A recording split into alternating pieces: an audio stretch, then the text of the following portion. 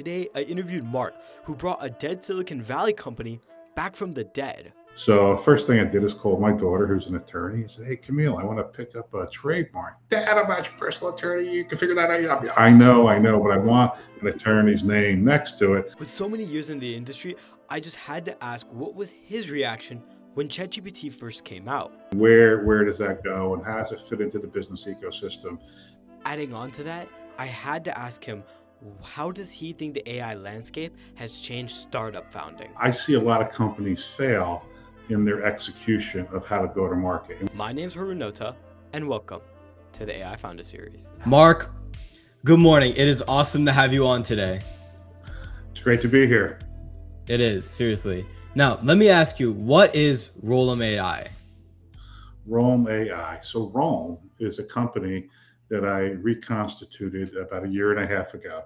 It was a high-tech company. Actually, there's a book that was written a few years ago called Starting Up Silicon Valley. And it's a company I worked for back in the 80s, 90s, and 2000s. IBM bought ROLM for $1.25 billion and sold it to Siemens a couple of years later.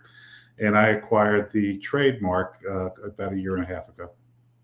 What did the company used to do all the way back in Silicon Valley?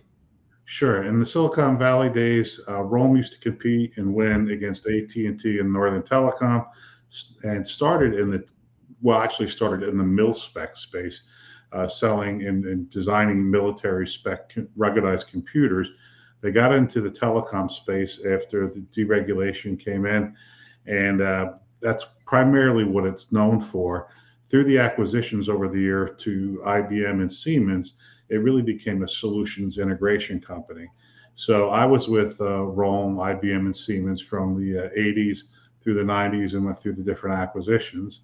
And typically, the people that you interview come up with a product and then they say, okay, this is how I'm taking it to market. Well, why should I do that? Why not come up with a brand first and I could add any product I want? So to refresh the company, I obtained the trademark, and the URL for the company is ROLM.ai. So our focus going forward is not just, we do some telephony, but our focus going forward is really to be at the nexus where AI and cybersecurity meet. And telecommunications, although it's an extremely important application and utility, it's really a utility. And so when I reconstituted the company, I just didn't want to be in the telecom space. I wanted to be where the fun is and where the technology is. I get that. What was it like bringing back ROLM from where it was? Because was it an active company all this time, or was it just dormant until you brought it back?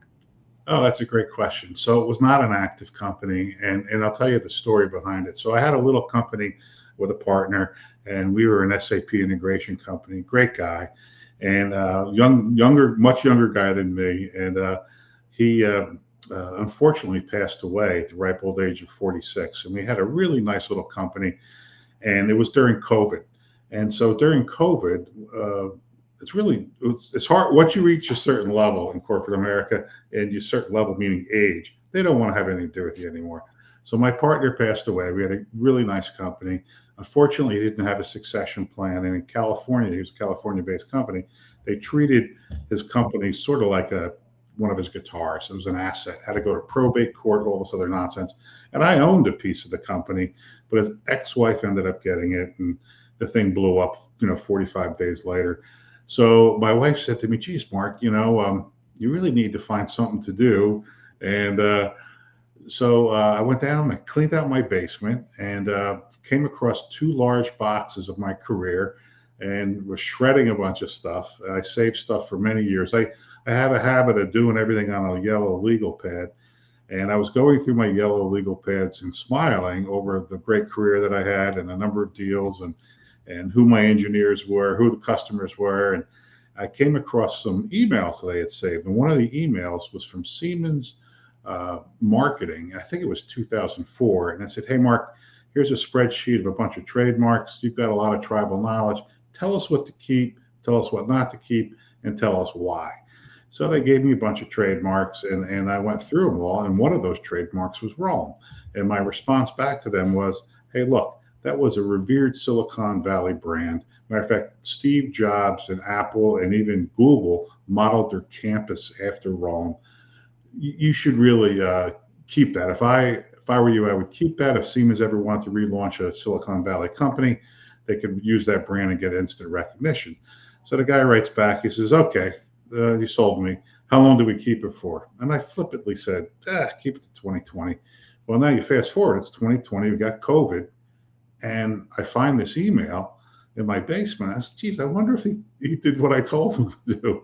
So I go upstairs. I log on U.S. Patent and Trademark, and it was April at the time I found the email, and it had been abandoned in January. So first thing I did is call my daughter, who's an attorney, and said, "Hey, Camille, I want to pick up a trademark." "Dad, I'm not your personal attorney. You can figure that out." I know, but I want an attorney's name next to it because I don't want to get sued. And she goes, "What's the trademark?" I said, "ROLM." And then all of a sudden I hear her clicking on the keyboard. "Oh my God, it's available. What are you going to do? Flip it?" I said, "I could flip it. It's probably not worth that much money at this point. However, maybe I'll start the company." And so she goes, "Well, you know that big shot attorney, a friend of yours up in DC, call him." And I'm not an IP attorney, and that's really what you need. So I called my buddy, who is a real big shot attorney. He just left the government in private practice, large law firm. And I said, "Hey, Jacob, I want to get a trademark, but I want to know how many IP attorneys you have." He said, "Oh, John, let me hang on a second. Yeah, we got 143 IP attorneys." I said, "Okay, well, you're qualified." And they took me through the process of getting the trademark in my name, and which we did. And one of the things that came out during that process, I obviously did some research before I called him, and I have other friends that are attorneys. What you're not going to find in a law book or on an internet site is if a company like a Siemens lets a trademark go and then they abandon it, which they did with ROLM, the courts will give that back to them up to a 3-year period. But after that 3-year period, if they don't refile for that trademark, it's anybody's game. So I was able to get it. I had to use it sparingly for 3 years. I started my own consulting company, and I decided to relaunch the company about 1.5 years ago. Wow. Such a crazy story behind bringing back a company from almost the dead in a way. Yeah. Now, one question I do have for you is you've been in the tech industry for 40 plus years. It's safe to say you've seen so many of the iterations that we've gone through. What would you say has been the biggest iteration of technology that you're like, wow, this changed the game? Well, it's definitely AI. And so I was fortunate enough. Actually, I got a call from a company probably about 6 years ago before AI. The buzzword back then was digital transformation. And I got a call from a company, Silicon Valley company, and they wanted to hire a gray-haired guy who'd been on a lot of executive roles and who understood the contact center space, the help desk center space, service center space. And so we talked, and it's a little company actually across the street from where the ROLM office headquarters used to be. And as it turns out, the chief of staff of that company worked for ROLM as a engineer back in the 80s. We didn't know each other back then, but it was really comical. And so this is again before people knew about AI, and so once I understood, so AI, if you think about it, it's been around a long time, and in the form of your parents would call the bank and they would plug in their account number and they would do banking through what's called an IVR, interaction voice response. Then later on, I went to voice, and you could say, "My name is Mark Daley," or you could do a voice recording and it could, measure your security that way. And then you could, speak to your account number. That's an early form of AI. And so I'm still on the board of that company. I don't want to mention their name, but I learned a lot about AI. It was probably 2021 and where the direction was going, what an LLM was. And what was comical is I speak at a show occasionally in Florida called the IT Expo. And I'm a moderator, and I interviewed the panel ahead of time. And one of the topics in 2023, I think it was artificial intelligence, conversational AI. And I interviewed the panel ahead of time, had 150 people in the room. It was a Tuesday morning, I think. and none of the panelists showed up. And I had just completed a white paper on conversational AI. So I threw a graphic up from the cover of the white paper, and I talked for about 40 minutes and about what the future holds. And the audience was mostly enterprise customers, some MSPs, but it gave them a glimpse as to where we're going. And I look at AI almost as important as discovering penicillin, fire, the combustion engine, the telephone. It's a milestone in technology and in society, uh, in society's history where we're going. So, did I answer your question? Yeah, you did. And I have another one. You saw that this was going to be a massive thing before ChatGPT was out. So what Sure. was your reaction when ChatGPT came out? Well, I was so ChatGPT. It was free. They're giving it away for free, and I Yeah. get that. But that's, I think, a huge mistake for tech companies. People, and it's not just, you don't have to charge a lot of money, but a little bit of money allows people to understand what the value is. ChatGPT is a lot of fun. I still use ChatGPT. I use Grok. I use Anthropic. I use some other tools that are not well known. And to me, what was interesting is I like to blow people's minds. So my wife is not in the tech space. She's a public school teacher at the time. She worked in Cobb County School District, and showed her the ability to cheat on a. She was also an English teacher to write a Oh, paper. Just that blew her mind, and it was fun doing that for a while. But then it's okay. How do you make money at this? And where does that go? And how does it fit into the business ecosystem? And which business ecosystem? The SMB space, the enterprise space, and where do I want to take ROLM and leverage this technology? Not necessarily Chat GPT, but I also knew about agentic AI agents before most people too. And so how does that fit into the whole scheme of things?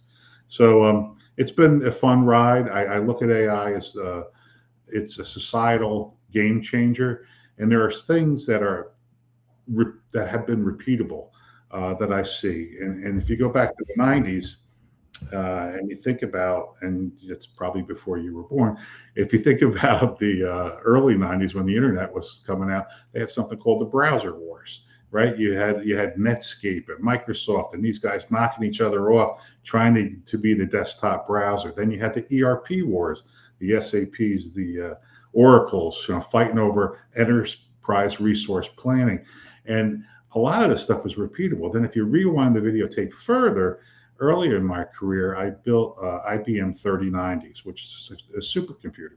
And that was up in Poughkeepsie, New York. I spent 6 years on the actual manufacturing line, building the subcomponents for IBM 3090s. And those 3090s, a lot of them are still in place today. But when I go back in time and you say, okay, how can I learn from history to take the right steps forward? I've got a lot of experience in that world because I lived it. But when it comes to 3090s, those were water chilled substrates. And so they used to take water out of the Hudson River to cool the computers down. And if you look at NVIDIA, they don't use a CPU, they use a GPU, and they do the same thing. And that's the pushback on all the data centers right now, what's happening with that water. Now, when IBM did it back in the 80s, they took water out of the Hudson River, and they didn't add any chemicals to it, and they would put it back in the Hudson when it was done.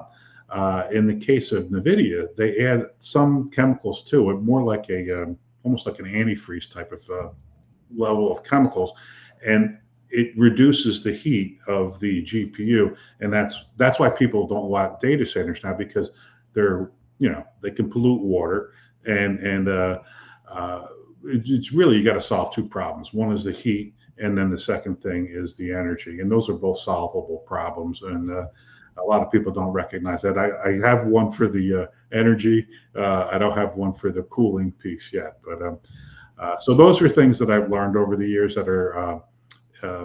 If you understand history, then you understand how to avoid stepping on the same landmines, and that's really what's happening right now, what I see in the future. yeah.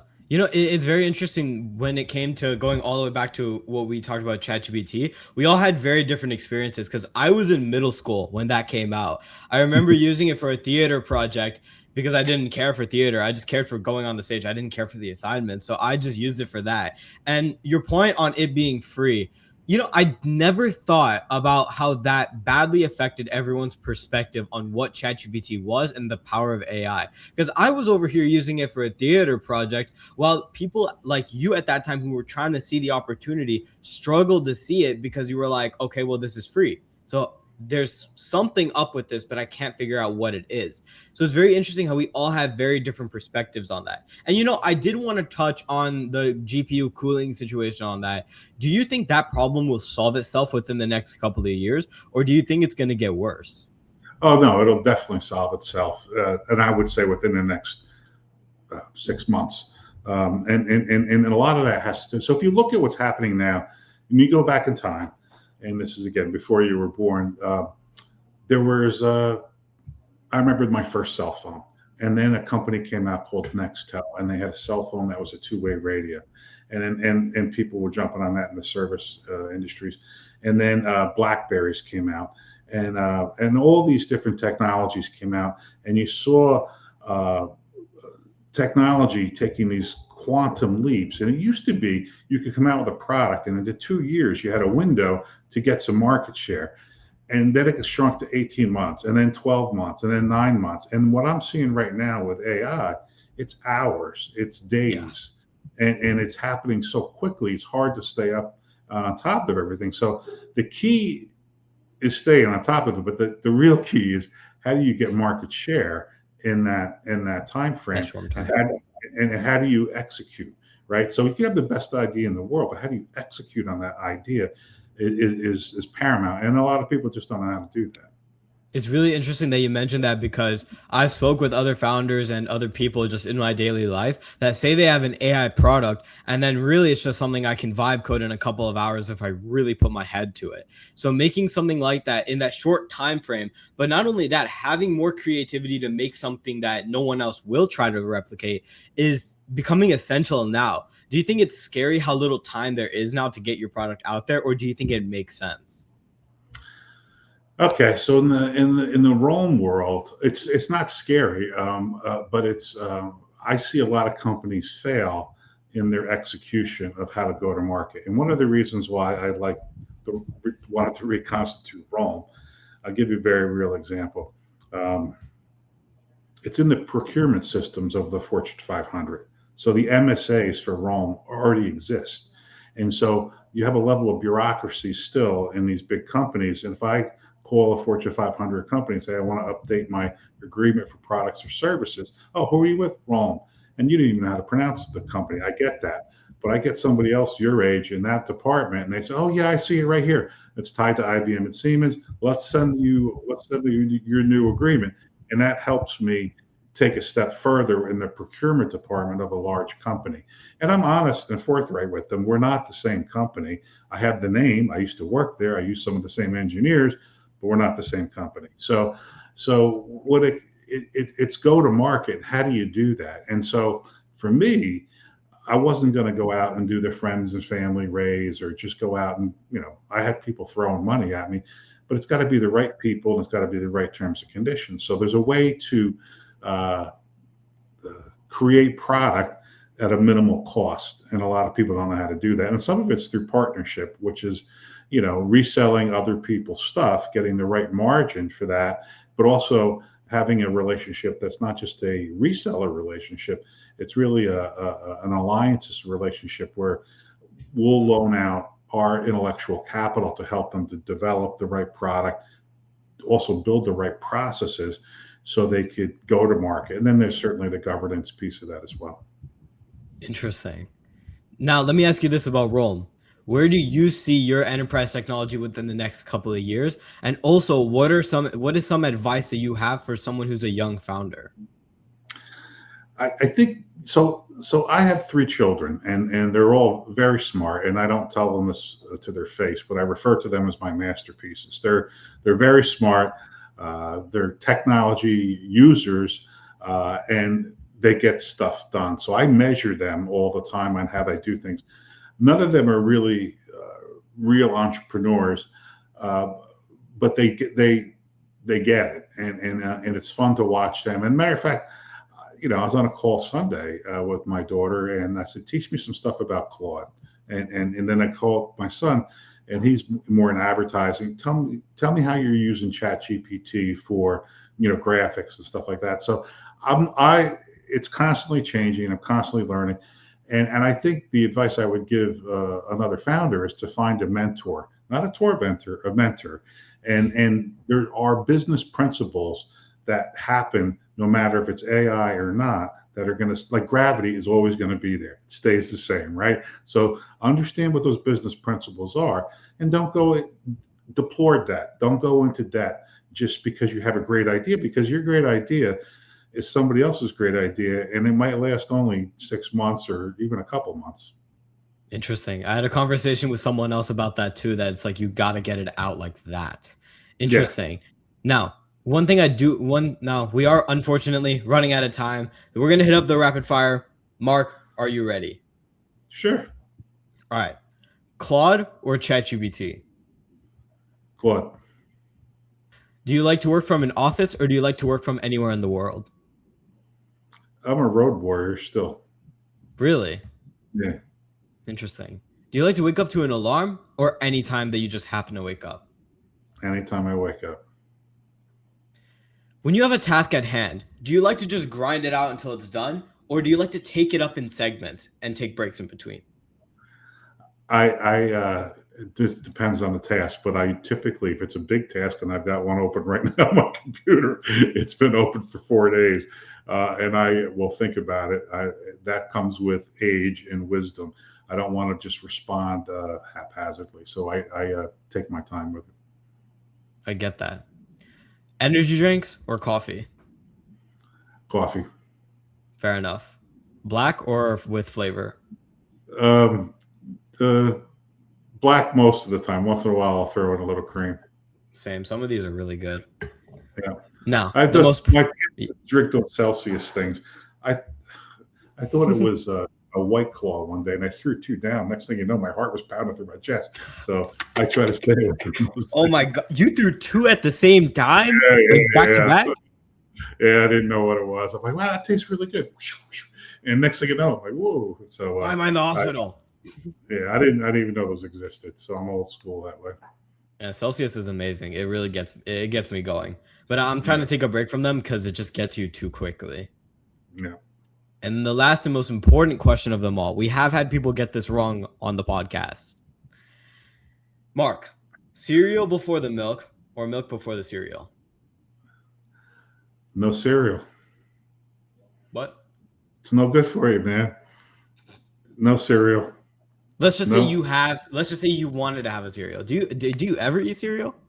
I haven't eaten cereal in probably 30 years. I can't even recall the last time. But when I was a kid, it was always cereal first, then milk. But there's no way I'm eating cereal at this age. I mean, it's all sugar, man. You got to stay away from Yeah. that stuff. I know There are some. how old are you, Aaron? I'm 17. 17. Okay. Well, did I meet your expectations for today? You definitely did. And honestly, Mark, it was great talking to you today. You even got the last question right, which we don't have a lot of times. So seriously, thank you for your time and thank you for hopping on. We'll throw all the links in the description. So everyone, go check Mark out. He's awesome. And Mark, I hope you have a good rest of your morning. Thank you so much. I appreciate your time. Take care.